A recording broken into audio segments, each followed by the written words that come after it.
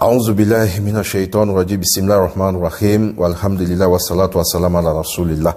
Aujourd'hui, nous allons répondre à nos frères chrétiens par rapport à toutes les questions qu'ils nous posent et par rapport aux attaques qu'ils font sur l'islam, sur les musulmans. La première question par rapport, sur laquelle nous allons répondre, c'est par rapport au salut. Comment faire pour rentrer au paradis? D'abord, je voudrais vous expliquer qu'en islam, pour rentrer au paradis, le premier critère, il faut être monothéiste. Tu es monothéiste, tu es au paradis, Inch'Allah. Faites tout possible de ne pas être dans l'associanisme. Allah dit dans le Coran, dans la sourate Nisaï, chapitre 4 au verset 48 et au verset 116, Allah dit, lui pardonne tous les péchés sauf le péché du shirk. Donc celui qui associe Allah, même s'il fait tous les bonnes œuvres sur cette terre, Wallah, et il associe Allah, il va en enfer. En islam, le plus grand de tous les péchés, c'est le péché de shirk. Il faut éviter le péché de shirk. Il faut éviter d'associer Allah subhanahu wa ta'ala à quoi que ce soit dans sa théorie, dans son adoration et dans ses attributs. Il faut éviter. Donc quand tu es monothéiste, tu rentres au paradis. Chez les chrétiens, déjà à partir du premier critère, ils ont des problèmes. Quand on regarde même le premier critère, déjà à partir de là, on peut dire qu'aucun chrétien ne rentrera au paradis et qui vient confirmer le verset du Coran. Je m'explique. On dit que le premier critère pour rentrer au paradis chez eux, il faut mettre à croyance sur un système qu'on appelle au nom du Père, du Fils et du Saint-Esprit. Mais on dit le Père est Dieu, le Fils est Dieu, le Saint-Esprit est Dieu, mais il n'y a pas trois dieux.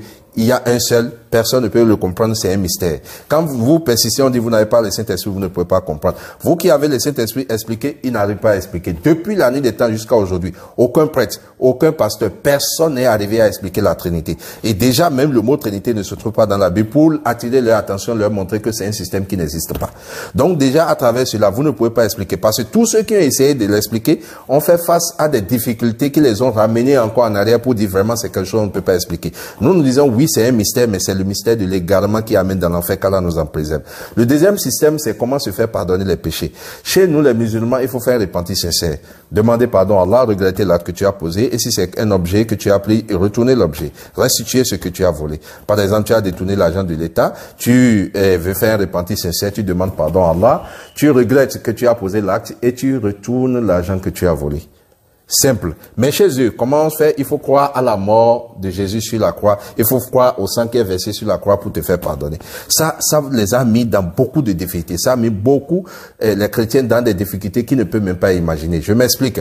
Déjà, Jésus lui-même qualifie cela de satanisme, le fait de satanique, le fait de croire à sa mort sur la croix. Parce qu'il a dit dans Jean 8, verset 40, pourquoi cherchez-vous à me faire tuer, moi qui vous a dit la vérité que j'ai entendue de quoi? De Dieu, que j'ai entendu du Père. Ça, Abraham ne l'a pas fait. Vous cherchez à accomplir l'œuvre de votre Père, qui est le diable qui était à mes pieds depuis le commencement. Donc, le fait de chercher à tuer Jésus, il a qualifié cela de satanique. Comment quelque chose qui a été qualifié de satanique pourrait vous sauver? Ça, c'est un. Deuxièmement, la croix, le signe de la croix même, c'est satanique.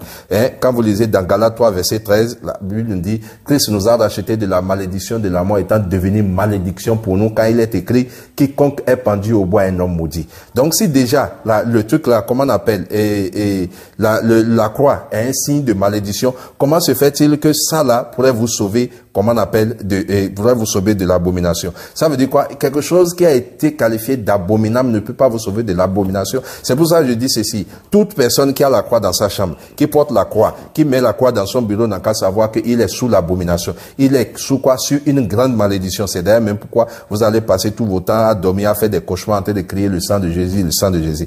La troisième des choses, c'est quoi? La Bible même vous dit ceci dans Ézéchiel 18 au verset 20. La Bible dit, le Père ne portera pas l'iniquité du Fils, le Fils ne portera pas l'iniquité du Père, la justice du juste sera sur les justes et la méchanceté du méchant sera sur le méchant. Donc ça veut dire que c'est chacun qui portera ses péchés et c'est à chacun de faire un repentir sincère. Donc toutes ces croyances ne viennent pas contredire l'islam, viennent encore perfectionner l'islam dans son enseignement et montrer que l'islam est la meilleure de toutes les religions.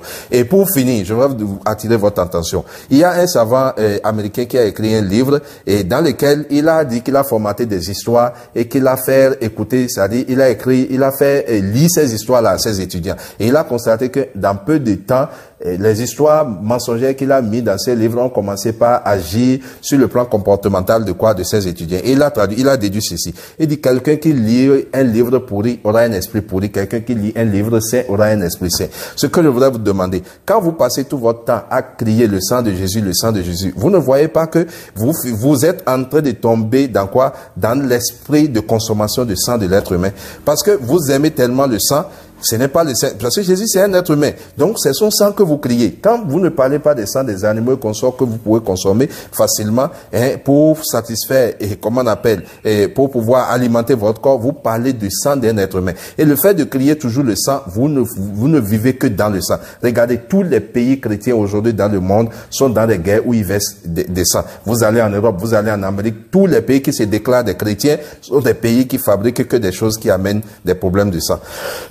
Vous regardez aujourd'hui aussi les guerres de l'Ukraine et consorts. Ce n'est que des chrétiens qui sont en train de se combattre là-bas. Qu'est-ce qui se passe? Le sang versé, le sang versé. Leur problème, c'est le sang. Vous aimez tellement le sang que vous êtes devenus des cannibales, que vous êtes la consommation du sang ne vous dit rien. Vous regardez aujourd'hui des guerres partout. Vous soutenez même l'Israël contre quoi? Vous soutenez les Juifs contre les musulmans et ça ne vous dit rien. Le massacre qu'ils sont en train de faire, le sang qu'ils sont en train de verser, ça vous fait même plaisir parce que vous êtes habitué au sang. Le fait que vous consommez du sang, vous voyez, vous passez toute votre vie dans le sang. Vous avez des comportements, c'est comme ça, il faut toujours verser le sang, ça ne leur dit rien, parce que votre croyance est reposée sur le sang versé d'un être humain. Là où nous les musulmans, nous passons tout notre temps dans le mois de Ramadan à jeûner, à faire de l'aumône, à aider les frères, le mois de Tabaski, le mois de Ramadan, à partager de la nourriture. Nous passons notre temps à consommer des viandes qui ont de bons tempéraments. Vous pensez votre temps à consommer du sang, comment on appelle, d'un être humain qu'ils ont crucifié sur la croix à chaud selon vous, et c'est ce sang-là que vous êtes en train de consommer. Mes chers frères chrétiens, sortez de cette croyance parce que ça est en train de vous transformer. Finalement, vous voyez tout votre pays, la Première Guerre mondiale, la Deuxième Guerre mondiale, tout ça là, c'est les pays chrétiens. Vous prenez par exemple les bombes atomiques, les bombes de destruction massive, les pays chrétiens, les chars, les fusils, qui sont ceux qui fabriquent, les pays chrétiens. Tout ce qui détruit l'homme, qui fait verser le sang, c'est toujours vous, car vous êtes habitués par le sang.